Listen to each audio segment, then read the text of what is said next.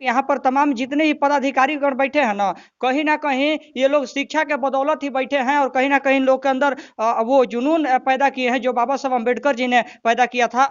हैं बिहार एक पिछड़ा राज्य है जी। और शिक्षा की थोड़ी समस्याएं हैं, लेकिन यहाँ से बहुत ही लाल निकलते रहते हैं। कहा जाता है गुदड़ी के लाल निकलते हैं। तो उन सारी समस्याओं को झेलते हुए जो हमारे बच्चे हमारे भाई तैयारी कर रहे हैं, उनको थोड़ा सा मैं अपना जीवनी बताऊंगा ताकि उससे वो अगर प्रभावित हो सकते हैं तो मैं पूरा प्रयास करूँ। सफलता है एक दिन में नहीं आती, उसके लिए लगातार प्रयास करना होता है। मेरी भी सफलता तीसरे बार में मिली है।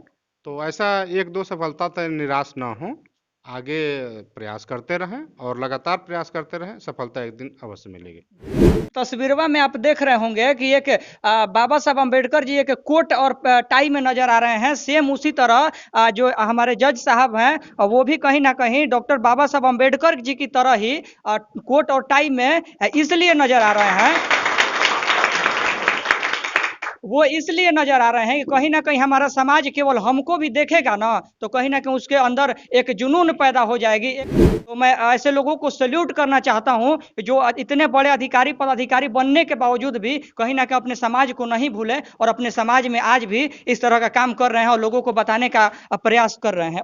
ये लोग जो देख रहे हैं ना कहीं ये बाबा साहब अम्बेडकर जी, मान्यवर साहब कांसीराम और ज्योतिबा फुले तथागत भगवान गौतम बुद्ध जी के अनुयायी हैं। कहीं ना कहीं शिक्षा का प्रचार प्रसार कर रहे हैं। ये नहीं सिखा रहे हैं कि तलवारबाजी करो, ये नहीं सिखा रहे हैं कि कहीं पर जाकर के बम फोड़ो, बल्कि ये लोग ये चीज सिखा रहे हैं कि कलम को तलवार बनाओ और कलम को हथियार की तरह यूज करो।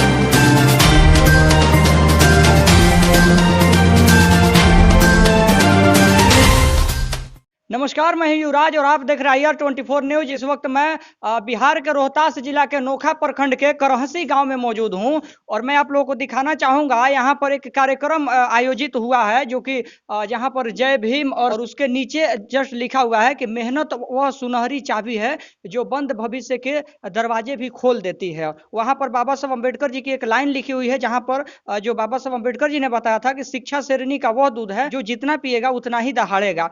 मैं आप लोग दिखाने का प्रयास कर रहा हूं कि यहाँ पर तमाम जितने ही पदाधिकारीगण बैठे हैं ना कहीं ये लोग शिक्षा के बदौलत ही बैठे हैं और कहीं ना कहीं लोग के अंदर वो जुनून पैदा किए हैं जो बाबा साहब अम्बेडकर जी ने पैदा किया था। बाकी मैं कुछ लोगों से जानने का प्रयास करूंगा और बात करने का प्रयास करूंगा। सर, अपना परिचय दे दीजिए पहले तो। जी, मेरा नाम दिवाकर राम है। मैं 31वीं न्यायिक सेवा बिहार से जी। जज के पद पे चयनित हूँ अभी। तो यहाँ पर कार्यक्रम जो आयोजित हुआ वो किस लिए हुआ है?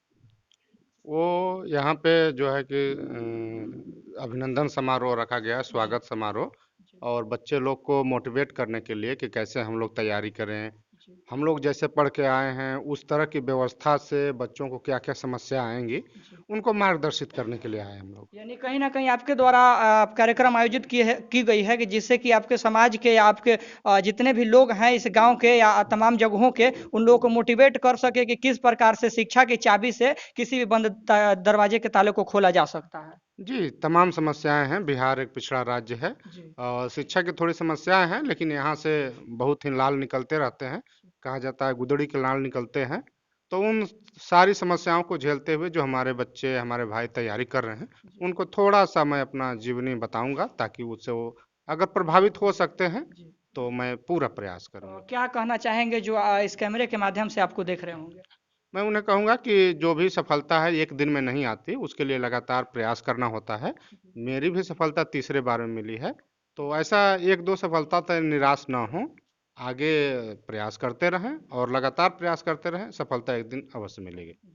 मैं आपको बताना चाहूँगा कि यहाँ पर तमाम जितने भी लोग हैं और वहाँ पर जो पोस्टर लगाया गया है कहीं ना कहीं उन महापुरुषों के पोस्टर और फोटो लगाया गया है जो कि अथक संघर्षों के बावजूद अथक प्रयासों के बावजूद अपना समाज में नाम हासिल किए हैं। मैं आप लोगों को परिचय कराना चाहूँगा। यहाँ पर विश्व रत्न सिंबल ऑफ नॉलेज डॉक्टर बाबा साहब अम्बेडकर जी हैं। शिक्षा की देवी और शिक्षा के देवता कहे जाने वाले राष्ट्रपिता ज्योतिबा फुले, माता सावित्री बाई फुले, छत्रपति साहू जी महाराज, मान्यवर साहब कांसीराम और missile man APJ Abdul Kalam जी की फोटो है जिससे कि लोगों को बताया जा सके कि किस प्रकार से शिक्षा के माध्यम से अपने समाज में जो हो रहे अत्याचार के विरोध काम किया जा सकता है और अत्याचार का विरोध किया जा सकता है। बाकी कुछ और लोग हैं यहाँ पर, मैं उनसे भी कुछ बात करने का प्रयास करूंगा। क्या नाम हुआ आपका? जी नमस्कार, चंदन कुमार। कहाँ से आए हुए हैं आप? हम मैरा से आए हैं, रोहतास जिला। अच्छा, यहाँ पर सर के द्वारा एक कार्यक्रम आयोजित किया गया है जिसमें कि आप लोगों को मार्गदर्शन देने का काम किया गया। किस प्रकार आपका विचार है उनके प्रति? जी बहुत बढ़िया लगा, हमारे बीच हमारे गार्जियन हमारे आए हैं। क्या और सीखे उनसे? जी हम लोग सीखे कि आगे पढ़ाई करते रहें, कंटिन्यू करते रहें। सफलता एक दिन में नहीं, कुछ दिन में मिल ही जाती है।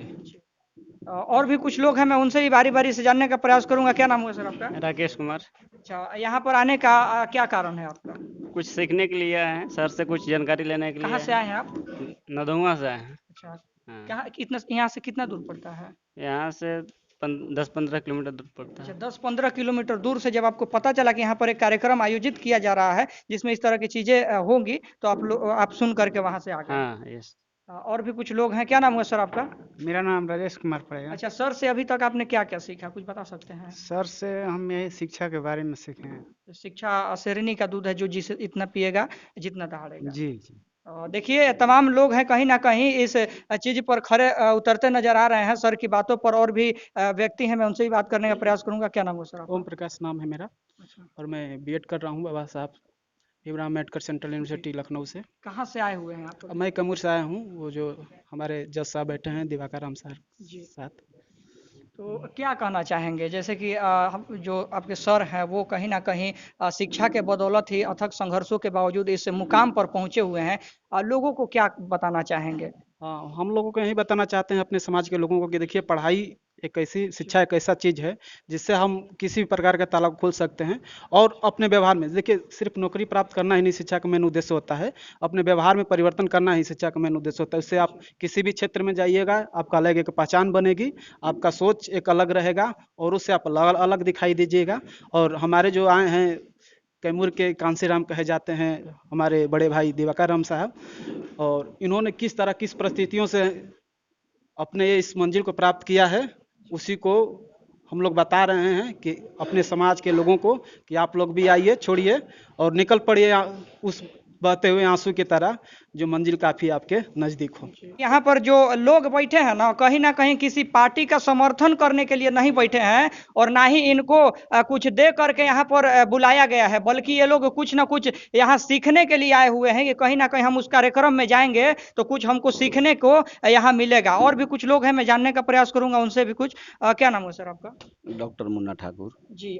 चूंकि यहाँ पर तमाम जितने भी लोग बैठे हैं कहीं ना कहीं एक अधिकारी और पदाधिकारी ही बैठे हैं। कब आपको मतलब कब ये सुझाव आया कि अपने समाज के लोगों को ये चीज़ बतानी चाहिए कि हम लोगों की क्या जर्नी रही, किस प्रकार हम लोगों ने संघर्ष किया?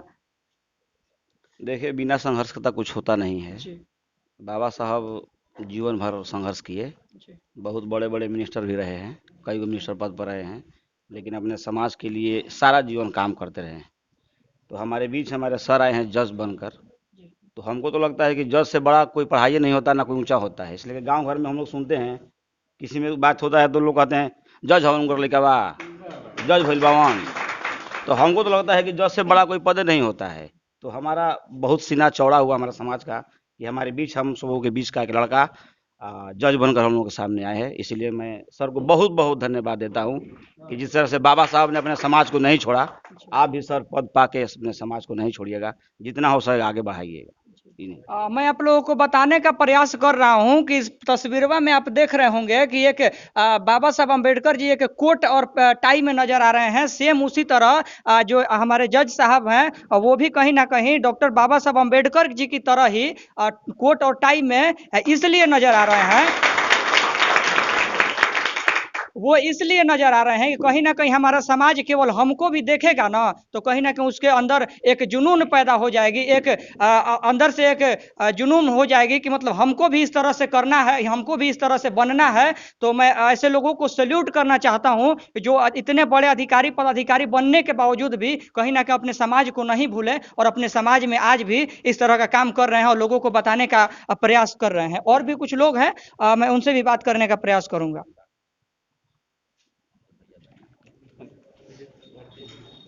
क्या नाम हुआ सर आपका? मेरा नाम विजय भारती पड़ेगा और दावत प्रखंड से सेना पंचायत के मुखिया पत्नी हूँ। और यहाँ पर आने पर बहुत सारा सीख मिला, मोटिवेट हुए कि किस तरह गरीब परिवार को आगे बढ़ाएं पढ़ाई के लेकर, और यही कहना चाहूँगा। बहुत बहुत धन्यवाद। और भी कुछ लोग हैं, मैं उनसे भी जानने का प्रयास करूँगा। क्या नाम है सर? मेरा नाम डॉक्टर प्रवीण कुमार हुआ। मैं दिनारा में रहकर प्रैक्टिस करता हूँ और साथ ही साथ शिक्षा की जहाँ तक बात रही, हमें एक बात याद आती है कि हम लोग 14 अप्रैल को बाबा साहब की जयंती मना रहे थे, जिसमें स्वयं हम पात्र थे दिनारा में। तो मुझे एक सीख मिली, और सीख ये मिली कि मुझे पढ़ लो, दुनिया की पढ़ने की जरूरत नहीं है, क्योंकि मैं दुनिया के पढ़कर भारत ही नहीं विश्व का संविधान लिखा हूँ। मुझे सीख मिली, और वही सीख अगर हर आदमी फॉलो करता है, जो हम नाच गाने या तमाम तरह के आयोजनों में जो खर्च करते हैं, अगर शिक्षा पर हम खर्च कर दें तो वो दिन दूर नहीं जो बाबा साहब ने देखा था, जो साहू जी महाराज ने देखा था, जो सपना फुले साहब ने देखा था, जो सपना हमें दिवाकर भैया के रूप में, या तमाम ऐसे 18 लोग हुए बिहार में, हमें हमारी समाज के SC ST या कई ऐसी समाज से 18 लोग जज हुए हैं। ये सुनकर हमें खुशी होती है कि जज ही नहीं परंतु उस मुकाम तक हासिल करें जहां उच्च श्रेणी है, जैसे सुप्रीम कोर्ट हुआ, हाई कोर्ट हुआ, या अन्य विभाग हैं जहां वहां आपको इंतजार किया जा रहा है, हमारे लोगों का इंतजार किया जा रहा है, और तभी ये संभव है जब हम शिक्षा पर ध्यान देंगे। क्योंकि देखिए, आपके जो अनुयायी हैं वो विश्व रत्न डॉक्टर बाबा साहब अम्बेडकर जी हैं, और बहुत सारे लोगों द्वारा ये बताया जाता है कि जो बाबा साहब अम्बेडकर जी के अनुयायी होते हैं वो कहीं ना कहीं अपनी राजनीति करियर बनाने के लिए कहीं ना कहीं बाबा साहब जी को उपयोग करते हैं, उनके नामों को उपयोग करते हैं। लेकिन यहाँ पर आप लोग उनकी विचारों का प्रचार प्रसार खुल करके कर रहे हैं, क्या कहना चाहेंगे उन लोगों को? देखिए, बाबा साहब एक राजनीति नहीं परंतु एक समाज परिवर्तन के दिशा में बहुत बड़ा एक मणि है, हीरा है, और इस हीरा को जो पहचान लेगा वो कभी गलत राजनीति का बात ही नहीं करेगा। मैं दिखाना चाहूंगा उन लोगों को जो कहीं ना कहीं विश्व रत्न डॉक्टर बाबा साहब अम्बेडकर जी के अनुयायियों पर तरंज कसने का काम करते हैं। ये लोग जो देख रहे हैं ना कहीं ये बाबा साहब अम्बेडकर जी, मान्यवर साहब कांशीराम और ज्योतिबा फुले, तथागत भगवान गौतम बुद्ध जी के अनुयायी हैं। कहीं ना कहीं शिक्षा का प्रचार प्रसार कर रहे हैं, और ये नहीं सिखा रहे हैं कि तलवारबाजी करो, ये नहीं सिखा रहे हैं कि कहीं पर जाकर के बम फोड़ो, बल्कि ये लोग ये चीज सिखा रहे हैं कि कलम को तलवार बनाओ और कलम को हथियार की तरह यूज करो। बाकी मेरा प्रयास कैसा लगा कमेंट बॉक्स में बताना मत भूलिएगा। चैनल पर नए हैं तो चैनल को सब्सक्राइब करके वीडियो को लाइक करना मत भूलिएगा। मैं मिलता हूं एक और ऐसी खबर के साथ, तब तक के लिए जय हिंद, जय भारत।